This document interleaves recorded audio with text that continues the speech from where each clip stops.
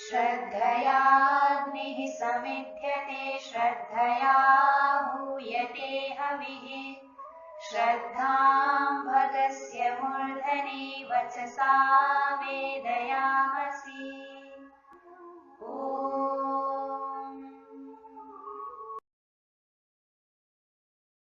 नमस्ते जी। ही संस्कृतम शिक्षामही में आप सभी का हार्दिक स्वागत है। आइए नई कक्षा आरंभ करने से पहले हम पिछली कक्षा की आवृत्ति कर लेते हैं। पिछली कक्षा में हमने कुछ अधिकरणत्व विशिष्ट विशेषण शेष थे उनको उदाहरण सहित समझा था। साथ में पंचमी विभक्ति का एक नियम भी देखा था कि जिससे विधिवत पढ़ते हैं उसकी अपादान कारक संज्ञा होती है और अपादान कारक होने से अनुवाद करते समय पंचमी विभक्ति का प्रयोग होता है। आइए अब हम अपनी अगली कक्षा की ओर आगे बढ़ते हैं। पंचमी विभक्ति के कुछ नए नियम देख लेते हैं। नियम है जिससे विधिवत सीखते हैं उसको अपादान कारक कहते हैं। पिछले पाठ में हमने नियम सीखा था कि जिससे विधिवत पढ़ते हैं उसको अपादान कारक कहते हैं। तो पढ़ना और सीखना एक भी है और थोड़ा भेद भी है। जैसे पढ़ना तो कोई टेक्स्ट आदि होता है, वर्णों को पढ़ा जाता है, अक्षरों को पढ़ा जाता है। जैसे पढ़ने में हम कभी काव्य पढ़ते हैं, कभी पद्य गद्य पढ़ते हैं, कभी श्लोक पढ़ते हैं, कथा पढ़ते हैं। तो पढ़ने का जो संबंध है वो वर्णों के साथ है। और सर्वत्र पढ़ने की जगह पर हम सीखना शब्द का भी प्रयोग नहीं करते हैं। जैसे प्रतिदिन कोई गीता का पाठ करता है, कोई रामायण का पाठ करता है, तो वहाँ हम पढ़ना क्रिया का ही प्रयोग करेंगे, वहाँ हम सीखना क्रिया का प्रयोग कभी नहीं करेंगे। पर जैसे संस्कृत सीखना, अंग्रेजी सीखना, गणित सीखना, कविता सीखना, रामायण सीखना, गीता सीखना, ऐसे स्थानों पर हम पढ़ना शब्द का भी प्रयोग कर सकते हैं। जैसे आजकल मैं संस्कृत सीख रहा हूँ, और ये भी कह सकते हैं कि आजकल मैं संस्कृत पढ़ रहा हूँ। जैसे आजकल मैं गीता सीख रहा हूँ अर्थात आजकल मैं गीता पढ़ रहा हूँ। तो ऐसी जगह पर हम सीखना और पढ़ना दोनों का भी प्रयोग कर लेते हैं। किंतु कोई काम सीखना होता है तो वहाँ पर सीखना शब्द का ही प्रयोग होता है, पढ़ना क्रिया का कभी प्रयोग नहीं होगा। जैसे कि मैं ड्राइविंग सीख रहा हूँ, कभी ऐसा नहीं कहेंगे मैं ड्राइविंग पढ़ रहा हूँ। अथवा तो मैं रोटी बनाना सीख रही हूँ, कभी ये नहीं कहेंगे कि मैं रोटी बनाना पढ़ रही हूँ। तो इस प्रकार पढ़ना और सीखना दोनों में अंतर है, इसलिए यहाँ पर सीखना क्रिया को भी मैंने अलग से नियम के रूप में प्रस्तुत किया है कि जिससे विधिवत सीखना होता है उसको भी अपादान कारक कहते हैं। इसी बात को वाक्य से समझते हैं। उदाहरण है, छात्र परसों संगीत के प्रोफेसर से 2 राग सीखेंगे। तो यहाँ पर आप पढ़ना क्रिया का भी प्रयोग कर सकते हैं, पर प्राय करके यहाँ पर सीखना क्रिया का प्रयोग ज़्यादा मिलेगा। तो सीखने के लिए हम शिक्ष धातु आत्मनेपद की प्रयोग करेंगे और भविष्यत काल होने से लृट लकार का प्रयोग करेंगे। सीखने वाले कौन है? छात्र। छात्र संख्या में बहुत हैं, कर्ता कारक हैं। क्या सीखेंगे? 2 राग। 2 राग कर्मकारक हैं। 2 राग में राग विशेष हैं, 2 विशेषण हैं। राग को संस्कृत में भी राग ही कहते हैं, अकारांत पुल्लिंग प्रातिपदिक है। अतः 2 का अनुवाद करते समय हमें द्विप्रातिपदिक पुल्लिंग में प्रयोग करना होगा। किससे सीखेंगे? प्रोफेसर से। प्रोफेसर को संस्कृत में प्राध्यापक कहेंगे, अकारांत पुल्लिंग प्रातिपदिक है। जिससे विधिवत सीखा जाता है उसकी अपादान संज्ञा होती है, तो यहाँ प्रोफेसर अपादान कारक कहलाएगा। अतः प्रोफेसर का अनुवाद करने के लिए हम पंचमी विभक्ति का प्रयोग करेंगे। किसके प्रोफेसर हैं? संगीत के। तो संगीत का प्रोफेसर के साथ संबंध है, अतः संगीत का अनुवाद करते समय हम षष्ठी विभक्ति का प्रयोग करेंगे। संगीत को संस्कृत में संगीत ही कहते हैं, अकारांत पुल्लिंग प्रातिपदिक है। परसों का अनुवाद करने के लिए परश्वः अव्यय का प्रयोग करेंगे। वाक्य का अनुवाद होगा, छात्राः परश्वः संगीतस्य प्राध्यापकात् 2 रागौ शिक्षिष्यन्ते। आगे वाक्य है, बड़े भाई से मैंने गाड़ी चलाना सीखा। यहाँ बड़े भाई से गाड़ी चलाना सीखना विधिवत हुआ है, जैसे ड्राइविंग स्कूल में होता है, ऐसा मानेंगे। तो बड़ा भाई अपादान कारक हैं, अपादान कारक होने से अनुवाद करते समय हम पंचमी विभक्ति का प्रयोग करेंगे। बड़े भाई को अग्रज कहते हैं। गाड़ी चलाने के लिए संस्कृत में यान चालन प्रातिपदिक का प्रयोग होता है, अकारांत नपुंसकलिंग प्रातिपदिक है। मैं यहाँ पर कर्ता कारक है, मैं कोई लड़की है ऐसा मान करके हम अनुवाद करेंगे। और सीखा इस क्रिया का अनुवाद करने के लिए हम शिक्ष धातु लंग लकार का प्रयोग कर सकते हैं और शिक्ष धातु का तवतु प्रत्यंत क्रिया का भी प्रयोग कर सकते हैं। तो यहाँ पर हम तवतु प्रत्यंत क्रिया का प्रयोग करेंगे। तो वाक्य का अनुवाद होगा, अग्रजाद अहम यान चालनम शिक्षितवती। क्योंकि कर्ता कोई लड़की है ऐसा मान करके हमने अनुवाद किया है, अतः शिक्षितवती क्रिया में कर्ता के अनुसार स्त्रीलिंग का प्रयोग हुआ है। आगे वाक्य है, बहू को अपनी सास से सिलाई सीखनी चाहिए। सीखनी चाहिए सलाह दे रहे हैं, अतः अनुवाद करते समय हम विधिलिंग का भी प्रयोग कर सकते हैं और अन्यर प्रत्यंत क्रिया का भी प्रयोग कर सकते हैं। अभी हम अन्यर प्रत्यंत क्रिया का प्रयोग करेंगे। शिक्ष धातु अन्यर प्रत्यंत क्रिया होगी शिक्षणीय। सिलाई को संस्कृत में सेवन कहते हैं, अकारांत नपुंसकलिंग प्रातिपदिक है। क्या सीखना चाहिए? सिलाई सीखनी चाहिए। तो सिलाई यह कर्म कारक है और हम देख चुके हैं अन्यर प्रत्यंत क्रियाएं कर्म के अनुसार चलती हैं। अन्यर प्रत्यंत क्रिया के कर्म में प्रथमा विभक्ति होती है, अतः सिलाई इसका अनुवाद करते समय हमने नपुंसकलिंग प्रथमा विभक्ति एकवचन का प्रयोग किया है, अतः सीखनी चाहिए इस क्रिया का अनुवाद करते समय शिक्षणीय इस क्रिया में भी हम नपुंसकलिंग प्रथमा विभक्ति एकवचन का प्रयोग करेंगे। किसको सीखना चाहिए? बहू को। तो बहू शिक्ष धातु का कर्ता कारक है। अन्यर प्रत्यंत क्रिया के कर्ता कारक में तृतीय विभक्ति का प्रयोग होता है। बहू का अनुवाद करने के लिए संस्कृत में वधू प्रातिपदिक का प्रयोग होता है, अतः अनुवाद करते समय हम तृतीय विभक्ति का प्रयोग करेंगे। किससे सीखना चाहिए? अपनी सास से। सास के लिए संस्कृत में श्वश्रु प्रातिपदिक का प्रयोग होता है। विधिवत सीखने की बात होने से सास यहाँ पर अपादान कारक है, अतः अनुवाद करते समय हम पंचमी विभक्ति का प्रयोग करेंगे। अपनी यह सास का विशेषण है। संबंधवाचक विशेषणों में हम देख चुके हैं, अपनी इसका अनुवाद करने के लिए स्वकीय प्रातिपदिक का प्रयोग होगा। विशेष्य श्वश्रु क्योंकि स्त्रीलिंग में है, अतः विशेषण स्वकीय का भी हम स्त्रीलिंग में ही प्रयोग करेंगे। तो संपूर्ण वाक्य का अनुवाद होगा वध्वा स्वकीयायाः श्वश्रोः सेवनम शिक्षणीयम।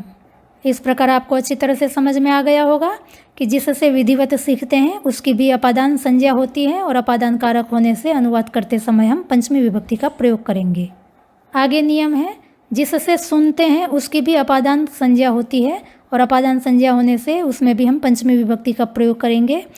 यहाँ पर थोड़ा हमें ध्यान रखना है, सुनने की क्रिया का जब हम प्रयोग करते हैं तो लोक में 3 प्रकार के वाक्य मिलते हैं, जैसे मुझे सुन, मुझसे सुन और मेरी सुन।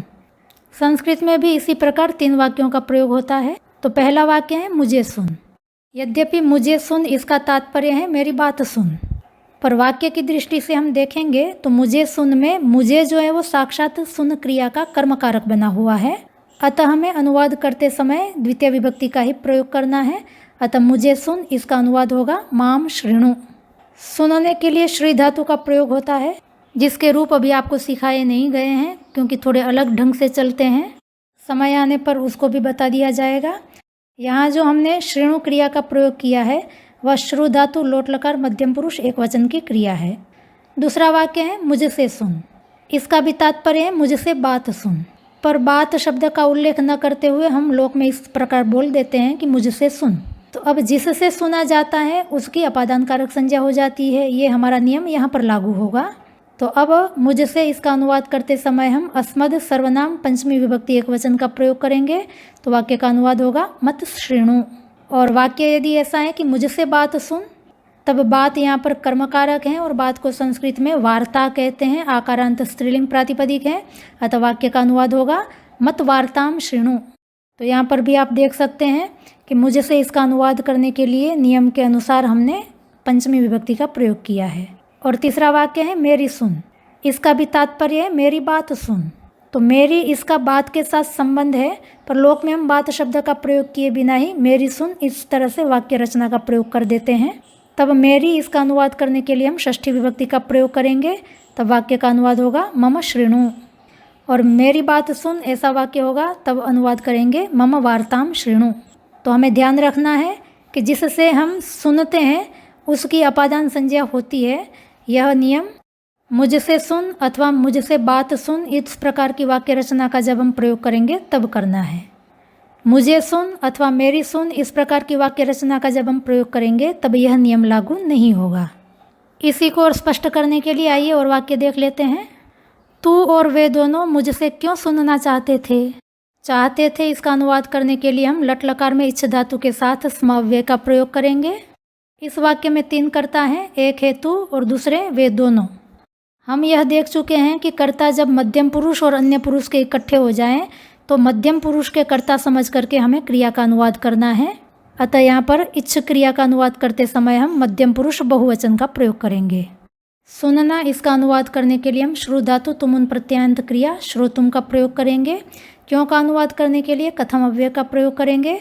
किससे सुनना है, मुझसे, तो मुझसे यह अपादान कारक है, अतः अनुवाद करते समय हम अस्मत् सर्वनाम पंचमी विभक्ति का प्रयोग करेंगे। तो वाक्य का अनुवाद होगा त्वम तौ च मत कथम श्रोतुम इच्छथ स्म। आगे वाक्य है तू और वे दोनों मुझे क्यों सुनना चाहते थे। तो अब यहाँ देख सकते हैं मुझे सुनना चाहते थे, तो मुझे जो है वो अपादान कारक नहीं है, वह सुनने की क्रिया का कर्म कारक है। अतः मुझे इसका अनुवाद करते समय हम द्वितीय विभक्ति का प्रयोग करेंगे। तब वाक्य का अनुवाद होगा त्वम तौ च माम कथम श्रोतुम इच्छथ स्म। और तीसरा वाक्य है तू और वे दोनों मेरी क्यों सुनना चाहते थे। यहाँ पर मेरी, इसका अनुवाद करने के लिए हम षष्ठी विभक्ति का प्रयोग करेंगे। तो वाक्य का अनुवाद होगा त्वम तौ च मम कथम श्रोतुम इच्छथ स्म। आगे वाक्य है दादाजी से उनकी बातें सुनकर तो मैं दंग रह गई। दंग रह गई, इसका अनुवाद करने के लिए हम आश्चर्यचकित विशेषण के साथ भू क्रिया का प्रयोग करेंगे। आश्चर्यचकित यह भू क्रिया के कर्ता का विशेषण बनेगा, अतः कर्ता के जो लिंग विभक्ति वचन होंगे वही हमें आश्चर्यचकित के साथ भी प्रयोग करने हैं। तो यहाँ पर भू क्रिया का कर्ता है मैं, और मैं यह कोई लड़की बोल रही है ऐसा मानेंगे तो आश्चर्यचकित, इसका अनुवाद करने के लिए हम स्त्रीलिंग प्रातिपदिक प्रथमा विभक्ति एक वचन का प्रयोग करेंगे। सुनकर, इसका अनुवाद करने के लिए हम श्रु धातुक्त्वा प्रत्यांत श्रुत्वा क्रिया का प्रयोग करेंगे।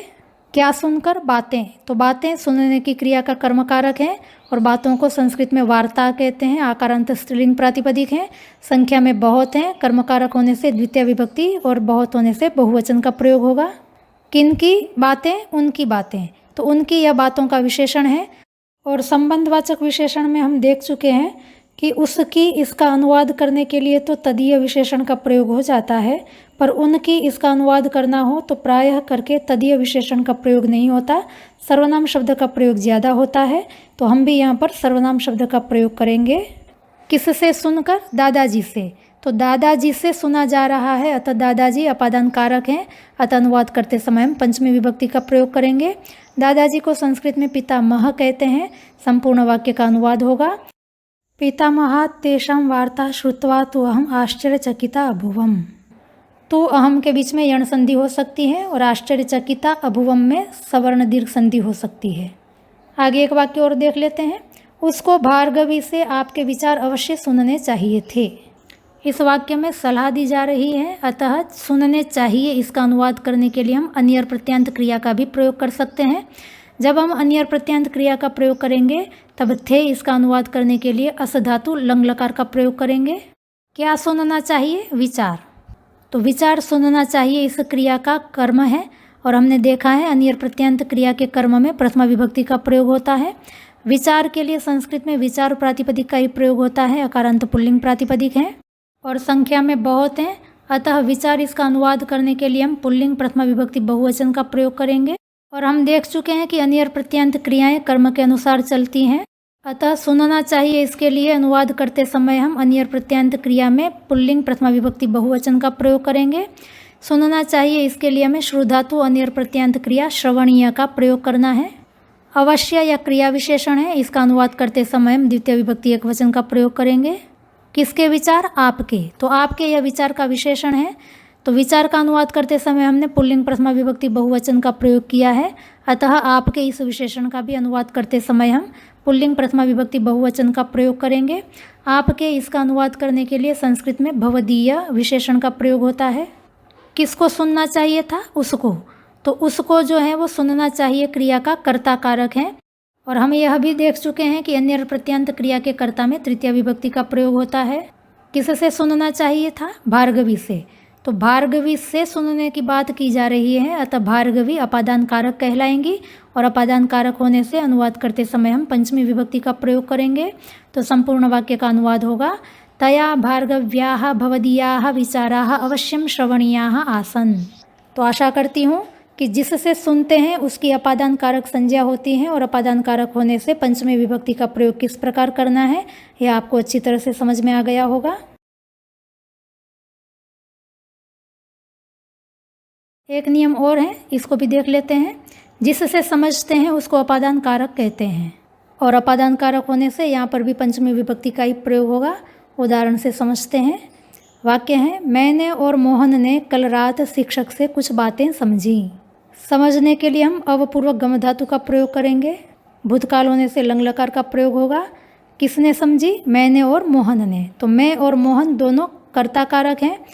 हम यह देख चुके हैं कि कर्ता में अन्य पुरुष के साथ अथवा मध्यम पुरुष के साथ उत्तम पुरुष का प्रयोग हुआ हो तो क्रिया उत्तम पुरुष की ही लेनी है।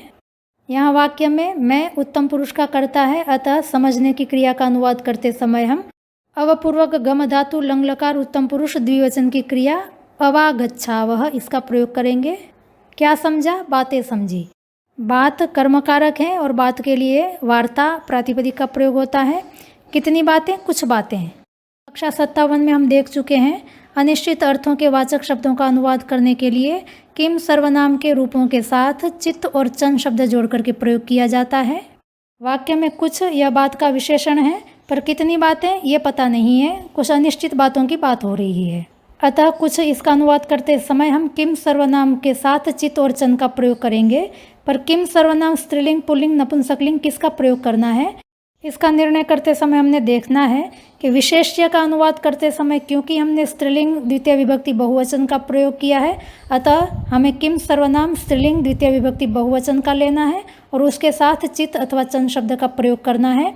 तो प्राय करके बहुवचन में चन शब्द जोड़ा जाता है। तो कुछ इसका अनुवाद करने के लिए हमारा प्रातिपदिक बनेगा काश्चन। यह सारी बातें विस्तार से कक्षा 57 में समझा दी गई हैं। जिनको समझ में ना आए कृपया उस कक्षा को देख सकते हैं। कब समझी? रात को। तो रात यह कालाधिकरण है। कालाधिकरण होने से अनुवाद करते समय सप्तमी विभक्ति का प्रयोग करेंगे। रात के लिए संस्कृत में रात्रि इकारांत स्त्रीलिंग प्रातिपदिक का प्रयोग होता है। कल यह रात का विशेषण है। कल का अनुवाद करने के लिए हम ह्यस्तनी स्त्रीलिंग प्रातिपदिक का प्रयोग करेंगे। अधिकरण विशिष्ट विशेषणों में हम देख चुके हैं। किससे समझी? शिक्षक से। तो शिक्षक यहाँ पर अपादान कारक हैं, अतः अनुवाद करते समय हम पंचमी विभक्ति का प्रयोग करेंगे। तो संपूर्ण वाक्य का अनुवाद होगा अहम मोहनः च ह्यस्तन्यां रात्रौ शिक्षकात् काश्चन वार्ताः अवागच्छावः। आगे वाक्य है, मुझे और मोहन को कल रात शिक्षक ने कुछ बातें समझाई। यहाँ पर ध्यान देंगे, प्रथम वाक्य में क्रिया है समझी और दूसरे वाक्य में क्रिया है समझाई। प्रथम वाक्य में तो हमने अवपूर्वक गम धातु का प्रयोग किया था, पर दूसरे वाक्य में समझाई इसका अनुवाद करने के लिए हम अवपूर्वक गमी धातु का प्रयोग करेंगे, जिसके रूप पाठी के समान चलेंगे। इस वाक्य में आप देखें शिक्षक समझाने की क्रिया के कर्ता कारक हैं। पिछले वाक्य में तो शिक्षक से समझा गया था, अतः शिक्षक अपादान कारक थे, पर इस वाक्य में शिक्षक समझा रहे हैं, तो समझाने की क्रिया के कर्ता होने से शिक्षक का अनुवाद करते समय हम प्रथमा विभक्ति का प्रयोग करेंगे। तो इस बात को ध्यान रखना है, कर्ता कारक और अपादान कारक में गालमेल नहीं होना चाहिए। इस वाक्य में अब अपादान कारक कोई नहीं है। कक्षा 27 में हम देख चुके हैं जिसको समझाया जाता है उसकी कर्म संज्ञा होती है। तो यहाँ पर मुझे और मोहन को समझाया जा रहा है, अतः मेरी और मोहन की कर्म संज्ञा हो जाएगी। अतः अनुवाद करते समय हम द्वितीय विभक्ति का प्रयोग करेंगे। तो संपूर्ण वाक्य का अनुवाद होगा मां मोहनम च ह्यस्तन्यां रात्रौ शिक्षकः काश्चन वार्ताः अवागमयत्। यद्यपि सामान्य रूप से देखें तो दोनों वाक्य में प्रसंग तो एक ही लगता है कि शिक्षक समझा रहे हैं और मोहन और मैं समझ रहे हैं, पर सूक्ष्मता से देखें तो थोड़ा अंतर भी है। तो इस बात का हमें हमेशा ध्यान रखना है कि जिससे समझते हैं उसकी ही अपादान संज्ञा होती है और अपादान संज्ञा होने से पंचमी विभक्ति का प्रयोग होगा, और जो समझाता है वो हमेशा कर्ता होता है और कर्ता होने के कारण अनुवाद करते समय हम प्रथमा विभक्ति का प्रयोग करेंगे। एक वाक्य और देख लेते हैं, इंटरनेट से प्राप्त सामग्री से मुझे बहुत कुछ समझ आ रहा है। समझ आ रहा है इस क्रिया का अनुवाद करने के लिए हम अवपूर्वक गम धातु का प्रयोग करेंगे। मुझे यह कर्ता कारक है, बहुत कुछ यह कर्म कारक है। यहाँ पर एक बात ध्यान देंगे, प्रथम वाक्य में भी कुछ शब्द का प्रयोग हुआ है और तीसरे वाक्य में भी हमने कुछ शब्द का प्रयोग किया है, पर दोनों में भेद है। प्रथम वाक्य में कुछ शब्द कर्म का विशेषण था और तृतीय वाक्य में कुछ शब्द स्वयं कर्म कारक हैं। और कुछ शब्द जब बहुत के साथ प्रयोग किया जाए, अर्थात बहुत कुछ इस प्रकार वाक्य रचना हो, तब कुछ का अनुवाद करने के लिए हमें किमपि अव्यय का ही प्रयोग करना है, और बहुत इसका अनुवाद करने के लिए बहुप्रातिपदिक नपुंसकलिंग में प्रयोग करना है। कुल मिलाकर के बहुत कुछ इसका अनुवाद होगा बहु किमपि। इस वाक्य में किससे समझा जा रहा है? तो प्राप्त सामग्री से समझा जा रहा है, अतः प्राप्त सामग्री या अपादान कारक कहलाएगी। इसका अनुवाद करने के लिए हम पंचमी विभक्ति का प्रयोग करेंगे। अब प्राप्त सामग्री में भी सामग्री विशेष्य है, प्राप्त उसका विशेषण है। सामग्री के लिए संस्कृत में भी सामग्री दीर्घ इकारांत स्त्रीलिंग प्रातिपदिक का ही प्रयोग होता है। प्राप्त क्योंकि सामग्री का विशेषण है, अतः प्राप्त का अनुवाद करने के लिए भी हम स्त्रीलिंग पंचमी विभक्ति एकवचन का ही प्रयोग करेंगे। और यह सामग्री कहाँ से प्राप्त हो रही है, तो इंटरनेट से। इंटरनेट यह प्राप्त क्रिया का अपादान कारक है, और अपादान कारक होने से अनुवाद करते समय हम पंचमी विभक्ति का प्रयोग करेंगे। इंटरनेट को संस्कृत में अंतर्जाल कहते हैं, अकारांत नपुंसकलिंग प्रातिपदिक हैं। संपूर्ण वाक्य का अनुवाद होगा, अंतर्जालात् प्राप्तायाः सामग्र्याः अहं बहु किमपि अवगच्छामि। किमपि अवगच्छामि यहाँ पर यण संधि हो सकती है। तो इस प्रकार आज हमने 3 नियम देखे हैं, तीनों ही लगभग समान हैं, छोटे छोटे हैं, सरल हैं, कि जिससे विधिवत सीखते हैं, अथवा तो जिससे हम सुनते हैं, अथवा तो जिससे हम समझते हैं, उनकी अपादान संज्ञा होती है, और अपादान संज्ञा होने से अनुवाद करते समय हम पंचमी विभक्ति का प्रयोग करेंगे। तो आशा करती हूँ कि आपको यह तीनों नियम अच्छी तरह से समझ में आ गए होंगे। आप भी इनका अधिक से अधिक प्रयोग करें, जिससे कि आपके लिए ये सहज हो जाएं। तो आज का पाठ हम यहीं तक रखते हैं। यदि आपको समझने में कहीं कोई कठिनाई आई हो तो आप हमें अवश्य पूछें। आपकी समस्याओं का समाधान करने के लिए हम अवश्य प्रयास करेंगे।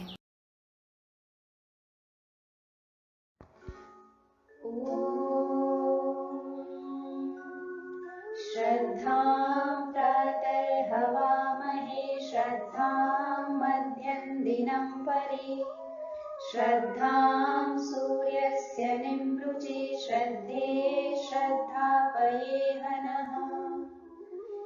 ॐ